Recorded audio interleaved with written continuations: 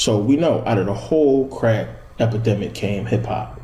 Now we all know about Eric B and Rakim. We know about, what does it mean? Everybody remember that song? Remember Schoolie D and PSK, and, KRS-One and BDP, Cypress Hill, Ice-T, 6 in the morning, all them songs came up out of the whole crack thing. They was rapping about what they was doing in the hood, selling drugs and this and that. It was to some point glamorized. It was glamorized, but they were spitting real stuff. Now that's in the beginning. That's when hip hop was ours. Hip hop was ours at that time. White America wasn't paying attention to it. Mainstream media wasn't paying attention to it. None of the major corporations was paying attention to it until NWA sold 1 million copies. And then, it blew up. So now, before we get into all that, you got to remember, before, gangster rap, before everything took off, we got to remember that Public Enemy, Chuck D and a lot of other celebrities came out, and there was so many commercials and, so much celebrities speaking against crack. Hip hop basically, well, it kind of destroyed crack during that time. It was responsible for, lowering the whole thing with crack. That and the fact that people was going to jail for life and got so many years. Hip hop really came together and was like, this is wrong. We need to stop talking about this. We need to stop promoting it. And, so many rappers was coming against crack, and it slowly started to die. So now crack is starting to run its course. You got little pockets of crack dealers here and there, of course. It still existed in the black community, of course, because I grew up with the whole crack thing. I remember in the 90s, crack was still popping, especially in my neighborhood. So, but it wasn't as widespread, or even it wasn't at least promoted in the media as it being as big as it was, during the mid 80s, late 80s. But crack was still around, of course. But it started to really die down, and people started to really try to do something with themselves, and that wasn't good for these people, obviously. So they needed a new crack. They needed something else to keep these prisons filled, of course, and to keep the black community down and to keep us destroying each other. So of course, gangster rap was promoted.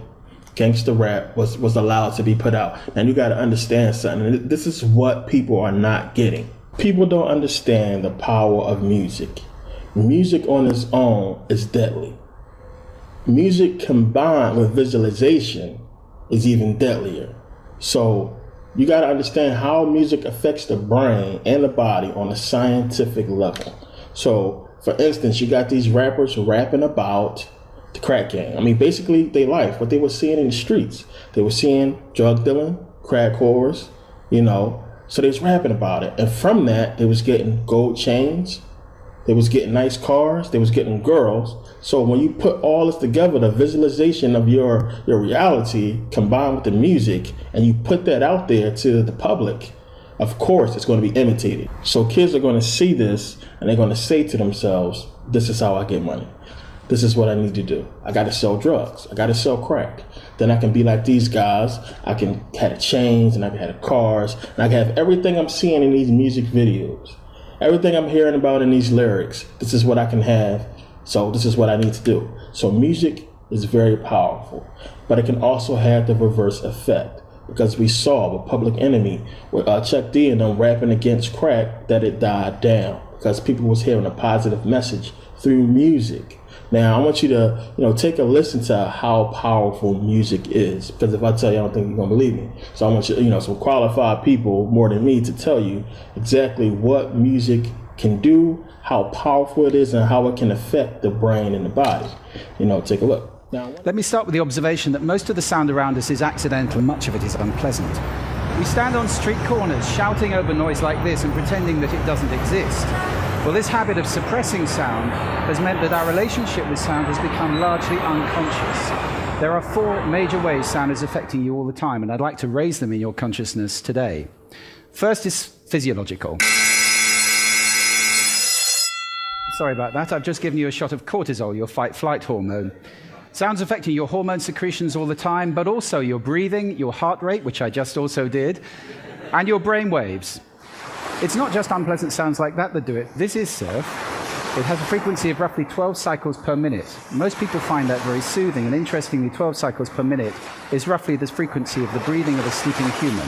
So there's a deep resonance with being at rest. We also associate it with being stress-free and on holiday. The second way in which sound affects you is psychological. Music is the most powerful form of sound that we know that affects our emotional state. This is guaranteed to make most of you feel pretty sad if I leave it on. Music is not the only kind of sound, however, which affects your emotions. Natural sound can do that too. Birdsong, for example, is a sound which most people find reassuring. There's a reason for that. Over hundreds of thousands of years, we've learned that when the birds are singing, things are safe. It's when they stop you need to be worried. The third way in which sound affects you is cognitively. You can't understand two people talking at once, or in this case, one person talking twice. Try listening to the other one. You have to choose which me you're going to listen to.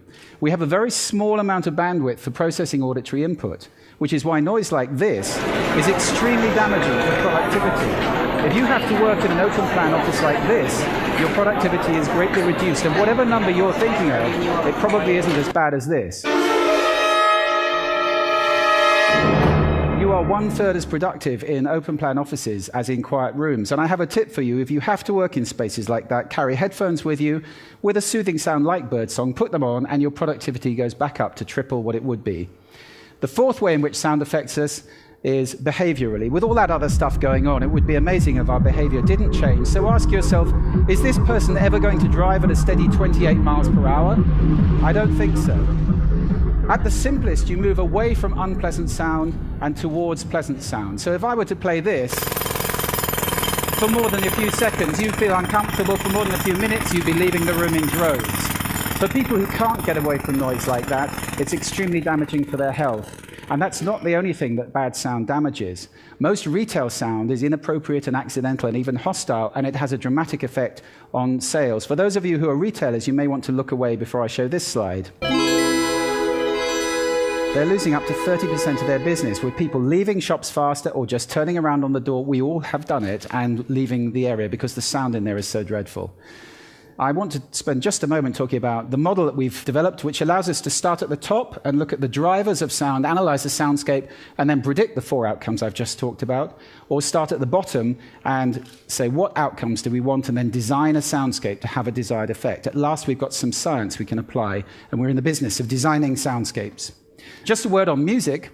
Music is the most powerful sound there is, often inappropriately deployed. It's powerful for 2 reasons. You recognize it fast and you associate it very powerfully. I'll give you 2 examples. Most of you recognize that immediately. The younger, maybe not. And most of you associate that with something. Now, those are 1-second samples of music. Music is very powerful, and unfortunately, it's veneering commercial spaces, often inappropriately. I hope that's going to change over the next few years. Let me just talk about brands for a moment, because some of you run brands. Every brand is out there making sound right now. There are 8 expressions of a brand in sound. They're all important, and every brand needs to have guidelines at the center. I'm glad to say that is starting to happen now. You all recognize that one. This is the most played tune in the world today. 1.8 billion times a day, that tune is played, and it costs Nokia absolutely nothing.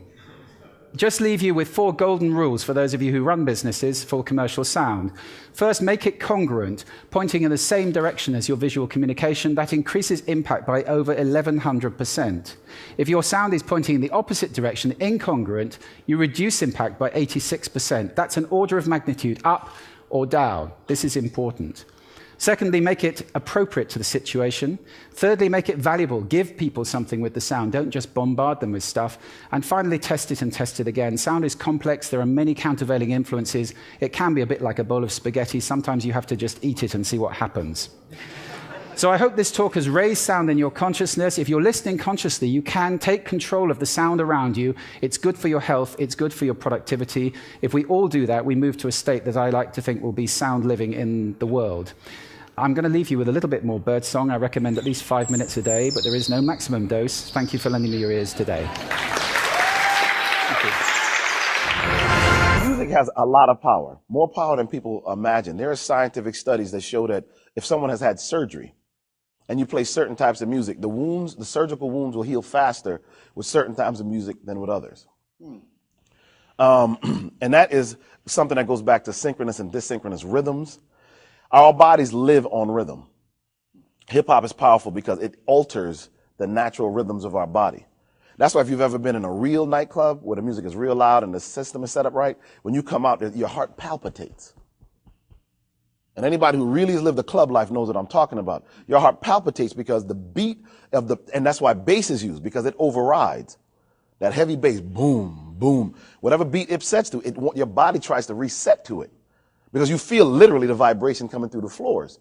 And so our bodies are on a rhythm. And if you know, we should have between 60 to 90 as a normal, 50 even if you're a real athletic person, 50 to 90 beats per minute of your heart rate. These songs change that. And of course, the body is made so that you beat regularly. Sinus rhythm is a regular rhythm. The sinus node of your heart sends this rhythm out and it should beat very regularly. But this synchronous music, what it does is it crosses up that rhythm. And so what begins to happen is you're no longer hitting every second or every 3/4 of a second a regular rhythm because the beats are off. They're set off. Your body rhythm goes off. When that happens, your mind, everything about you, how you're oxygenated, everything that happens to you is off. And anybody knows that one of the ways to get someone high is to cause anoxia or hypoxemia, which is to lower their oxygen level. That's why we have these stories in the hospital, these young girls who suffocate themselves or strangle themselves, young boys even, trying to get this weird high. It's very popular now among young people. And people think it's suicide, but what it is a craze where people are looking for another level of high. It's satanic and it's a cult, but they'll strangle themselves from their closets. We've had reports of that even here. And they'll strangle themselves because if you can get close to being low and your oxygen levels real low, you get a buzz, you get a high. And that is part of what happens when the music is dysynchronous enough, when the beats are off enough. If you mess with the way the heart beats, you mess with the way the body is oxygenated. And so literally your brain begins to function differently and your defenses go down, more importantly. What begins to happen then is that, first of all, regular life becomes boring. If there's something that changes the way you function and adds pleasure to it, you're going to seek that pleasure. And so it changes things. So it's hard to sit through a class. How do you sit and focus on a teacher who's simply speaking in regular English with no beat, no rhythm, no nothing, or worse, if you have a lobectomy, as it's been called, and they take out this part, you lose your personality, but you lose your ability to reason. This is where the music becomes incredibly dangerous because out of this frontal lobe is where your reasoning center is. And what happens is there's a chemical released in your brain called dopamine that makes you feel high. And once anything does that, and music is a very good way to release dopamine and stimulate emotional response. Once you do that, you seek after whatever you release dopamine for. And so music becomes a literal drug. Now, that's what cocaine does. Cocaine is a powerful dopamine agonist. It makes your brain release tons of dopamine. I keep telling you guys about how one hit of a crack cocaine, and maybe I shouldn't say this on camera because I don't want anybody to go try it, but it's about 100 to 1,000 times as powerful a release of dopamine as an orgasm is. And like we were saying last night, that's why a crack addict can go without sex. And food. Food is another way. You eat good food, dopamine is released. It's pleasurable. That's why you look forward to it. Your mouth salivates at the smell of it. Right. You begin to prepare to have it even before it's there. So what has happened to our young people is that this frontal lobe is your defense system. Music bypasses the frontal lobe. It enters. Your ears are way back here. Your frontal lobe is way up here. This is your temporal lobe. Music bypasses your frontal lobe, gets into your brain, so that when music is given to you, whatever message is tied to the music is not properly analyzed. Now, one of the things that the doctor was talking about in that video, he was saying how your heart tries to adjust to the beat, to the rhythm of the music, and your body actually follows the rhythm of the music. So when you decide to consciously let yourself go with the music, your body follows. So you start to dance. You have to make a conscious effort to not bob your head, when the song comes on. You have to make a conscious effort not to, dance, not to get up and hit the floor. Because as soon as you allow yourself to succumb to the power of the music, guess what's going to happen? You're going to start to move. You're going to start to dance to the rhythm. And that's your body adjusting to the rhythm because they are allowing themselves to succumb to the rhythm. Now, kids, they usually don't have a choice. Sometimes they can do it. But you see younger kids, they get in front of the TV, they hear that music, they start shaking to the rhythm. Nobody taught your kid how to dance. Your kid is just learning how to walk. Sometimes kids don't even walk yet. They can crawl. But when they hear that music, they'll climb up on something, or they'll rock back and forth. We've all seen this. This is the power of music. Now, one of the things I want you to understand is that the ancient Egyptians and most of the Africans speak a tonal language. They speak in tones. Now, Vietnamese has 11 different vowel sounds and it has 6 different tones. Now, Cantonese has a complex 6-tone system. And Thai is even a very complex tonal system, tonal language.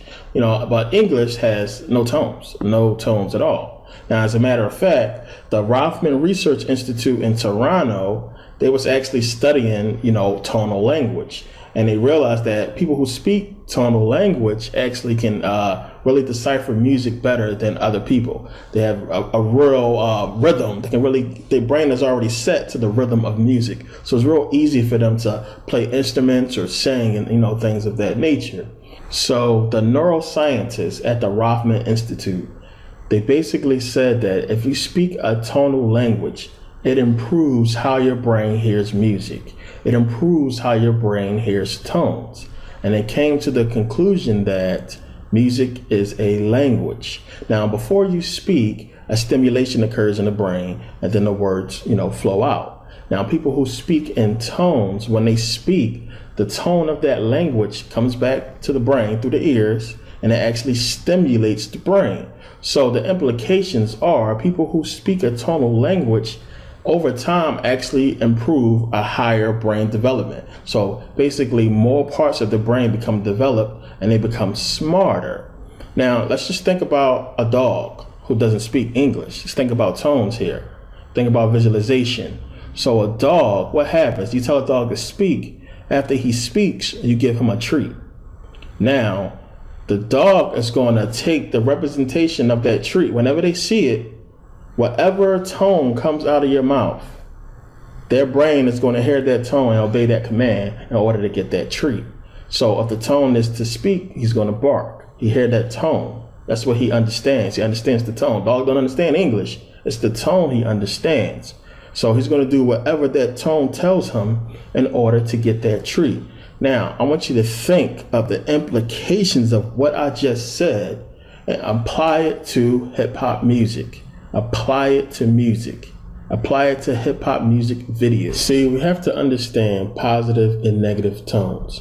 One tone is going to be positive. It's going to help your brain function. It's going to make you smarter. Another kind of tone is going to destroy your brain. It's going to make you lose control. It won't stimulate the brain at all. It's going to take control of the brain and force you to act out and do what that tone is telling you to do. So, black people, we always wonder why white people send their kids to music schools and why they make them play an instrument like the violin or the piano when they're growing up. What's that whole thing about? Why do rich white people get all dressed up, all fancy, just to go hear somebody play Mozart or Beethoven? See, we didn't understand, we didn't get what was the whole fuss with Bach and Beethoven and Mozart. What was the whole fuss with classical music? It was just a bunch of guys playing piano or playing violin. What was the whole thing with that? But what they was doing, these geniuses actually played certain music, certain songs at certain tones that would stimulate a higher brain function, that would actually help your brain develop and make you smarter. This is what these guys did. So you have Mozart, who has the sonata for 2 pianos, played at D major. This song actually stimulates the brain. This song actually, it's been documented as helping stop seizures in patients who have epilepsy. It's amazing. You can Google it yourself. So these people knew how powerful this music was and that it actually stimulated the brain. Beethoven Symphonies 5 and 6 improves brain activity when played at certain frequencies. And that's another thing about all this music. They figured out if you play this at different frequencies, because I said before, everything operates on frequencies, then it has different ways of affecting the brain. So basically, like at 18 hertz, improves memory, language, and processing power of the brain. So you can actually do math a lot better while listening to this music at 18 hertz. So when you think about all that, you see why classical music is associated with wealth, with refinement, with intelligence. It's associated with a higher level of people, a wealthier people. So when you think about classical music in that aspect, you see why the relationship with people who are wealthy and successful goes hand in hand with the music. So look at hip hop music. What does hip hop music associate with? Well, you already know the answer to that. So hip hop music is associated with a bunch of bullshit, a bunch of mess. And we think that's us. We think that's what we are about. Oh, this our music, this black music. That's what we about. We about gang banging, shaking ass, and shooting niggas in the head. But they listen to Bach and Beethoven and Mozart, and they about wealth. So the music they listen to is reflecting their reality. Wealth. This is why they're becoming geniuses. You got these Albert Einsteins and, look at Steve Jobs, people like him, and look at people like Bill Gates who are intelligent. This is what their music is doing to them. And look at what our music is doing to us. So you understand what I'm talking about. And we think it's ours. This is why they let us keep hip hop. As I said earlier, we got to figure out why they take away all the good stuff. And we really got to pay attention to what they let us keep. This is why they let you keep hip hop. Because they know what it's doing to your brain. But I know y'all. I know my people. I know how y'all act. I know what y'all going to say. Man, I ain't giving up my hip hop, man. You crazy. You tripping. But you got to understand, you don't really have to give up your music. You need to be conscious of how the music is affecting your brain. That's all. Just be conscious of it and understand what it's doing to you. Now, if you have everything you need in life, if you are where you want to be at in life, you obviously can't blame this music. You're doing well. The music is not influencing you. But if you are not where you want to be at in life, if you're having troubles and if you're dealing with certain people who listen to certain music, at some point you got to put this together and understand it's the music. It's affecting you. You don't see it or you don't want to admit it, but it is. Look at what these people are accomplishing. Listen to this classical music. This is why they tell you let your babies listen to the music while they're in the womb, so they develop a higher brain function early. This is what they're doing to their children. We let our children come out and we got them shaking their ass already at an early age. It's not funny, but we got them listening to, all kinds of stuff. Nicki Minaj and Jay-Z when they little. How you think that's affecting their brain? Come on. You gotta understand, guess where they got this knowledge from? Guess where Bach and Beethoven, guess where they got this information from? From you, from your ancestors, from black people. That's where they got it from. They got it from us. And look what they give us. So we gonna take this classical nice music and we gonna develop ourselves. Y'all can go ahead and have y'all hip hop and see what happens to y'all. But y'all want to be cool, and this is what's going to happen. This is what's happening to our peoples. Now understand, black people, Africans speak tonal language. The ancient Egyptians spoke tonal language. All of those African villages you go to and you can't understand what the hell they're saying, that's a tonal language that they speak in. So what was one of the first things they did when they enslaved the Africans was they got rid of their language. Language is gone. Some of those languages we'll never hear again. It was completely wiped out. We don't know, how the Egyptian language sounded. It's gone. It's gone forever. But remember what I was saying earlier in the video about, the Bible, Genesis 11, 1 through 9, is speaking about a people who was united in their language, in their speech. They were as one. They was united. So what does that mean? The implication for this is huge. Now, I recently returned from Thailand. While I was in Thailand, I actually spoke with one of the Buddhist monks there. We talked about a few things, but one of the things we did speak about was the Thai language and how it's a tonal language. And he said, a lot of people relate tonal language to music, but what they really should relate it to is to animals. And when you think about animals, when you think about monkeys and, a lion, when a lion roars, you can feel the vibration of that roar. They speak in tones. They speak in tones. Even elephants speak in tones. You can hear that tone, when they make their sound. So animals that travel in packs, like wolves and lions and elephants and buffalo, they're actually stronger when they are in packs. So one of them can actually make a sound and it'll affect the whole group. It'll reverberate down through the whole tribe. So, when you speak the words out, it comes back in your ear and, you're hearing that. But when you make a sound in a group, you're not the only person who's hearing that sound. So the stimulation that's going to occur in your brain is going to also occur in theirs. So for instance, you see a pack of buffalo, near the water trying to get a drink. One of them gets attacked and he makes a sound. Another buffalo hears that sound, but that sound does not only produce a stimulation in the brain, it causes a reaction. So that's going to reverberate throughout the group. So we've all seen in nature videos when that one buffalo gets attacked, next thing you know, they all take off. And this happens really fast with animals.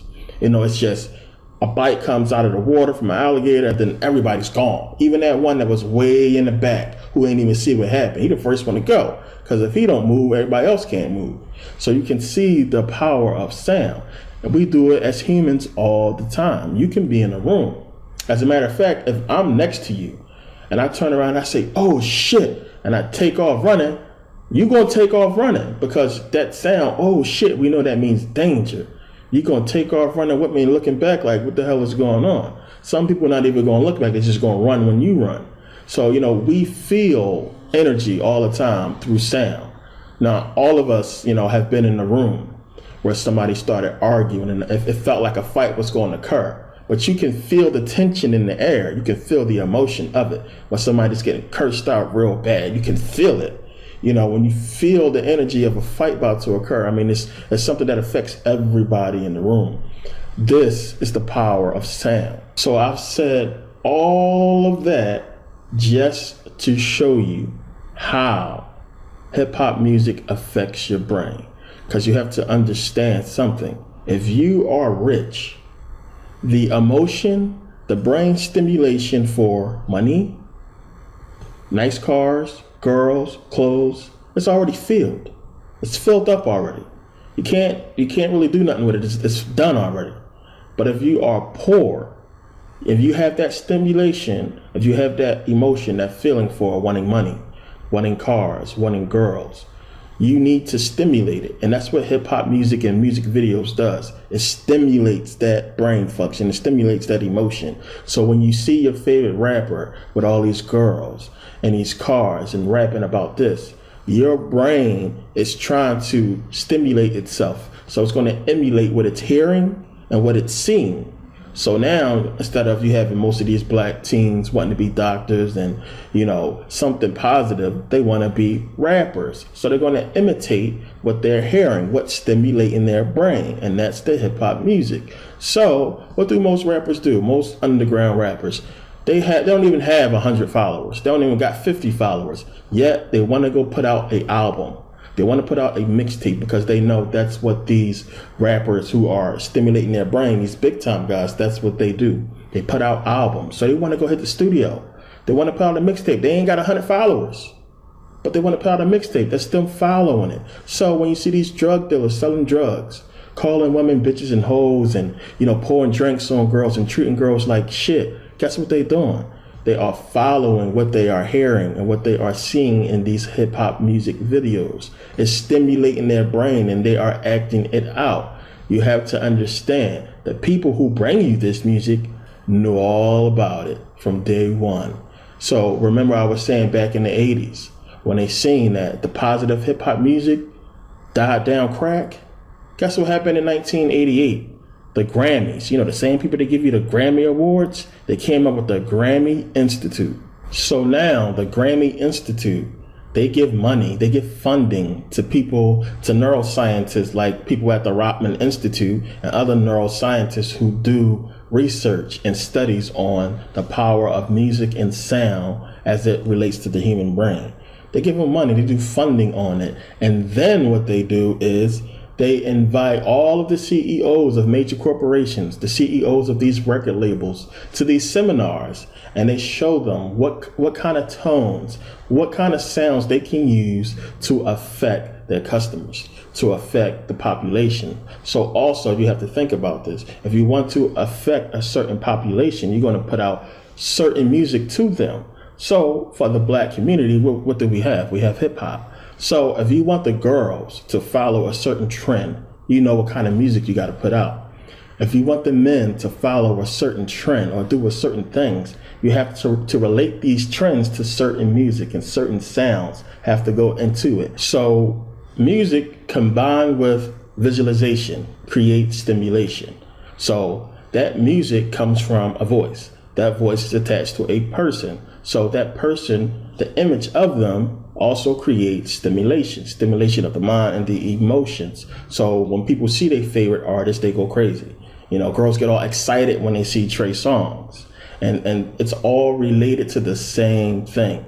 This is being used to control you. So if you want to create a certain image or change the atmosphere around a certain group of people, you just interject music and visualization. So if I want all the girls to start twerking, I just get their favorite artist to start twerking.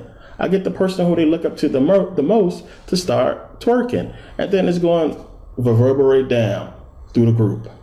That's what's going to happen. And that's what we are seeing. They're controlling us with the music. We don't own the music industry. That's one thing we got to understand. We don't own it. It's not ours. White people own it. And they have owned it for a long time. There's a lot of smaller labels that people think that P. Diddy owned Bad Boys, and they're subsidiaries, you might as well call them. Universal Music Group, Sony, Time Warner. They own almost every label. You got Bad Boys, Def Jam, Interscope. All these labels are under Universal. They're under Universal. Cash Money, under Universal. You know, look it up. So these people own these labels. They know what they're doing. They know they're controlling the population. So in the late 80s, early 90s, they understood how powerful this whole thing was. So if you want to start controlling these men, getting them to do things that's going to land them in prison, you got to stimulate them. So, of course, we had in 1991, New Jack City came out, talking all about the whole drug game. And people looked up to Nino Brown. He was a murdering drug dealer. Looked up to him.